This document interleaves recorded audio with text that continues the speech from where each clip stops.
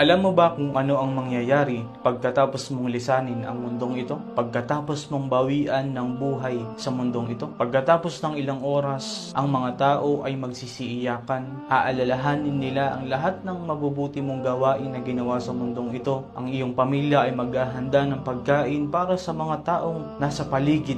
At ilan sa iyong mga kaibigan, kamag-anak ay magsisimula kang pag-usapan patungkol sa mga nagawa mo dito sa mundong ito. Lahat ng mga bagay na iiwan mo dito sa mundong ito, ang iyong trabaho, ang iyong posisyon, ay maghahanap na sila ng papalit sa posisyon na yun upang maging panghalili mo. At makatapos ng ilang buwan, ilang taon, lahat ng ito ay mapapawi ang kalungkutan. Lahat sila ay unti-unti ka nang makakalimutan. Lahat sila ay unti-unti nang makaka-recover sa lahat ng kung anong alaalang iniwan mo dito sa mundong ito. Makikita mo na silang gumagawa ng mga bagay ng kasing sigla kung ano sila dati. Ang mensahe natin dito, ikaw ay makakalimutan dito sa mundong ito. At ang lahat ng tao dito sa mundong ito ay kakalimutan ka ng ganon kabilis. Kaya ang tanong, nabubuhay ka ba para kanino? Ginagawa mo ba ang lahat ng bagay mo dito sa mundong ito para kanino ba yan? Inuubos mo ba ang ilang panahon mo dito sa mundong ito na may pag-iisip para lamang sa ibang tao? Para lamang sa mata ng ibang tao? Pero sa katotohanan,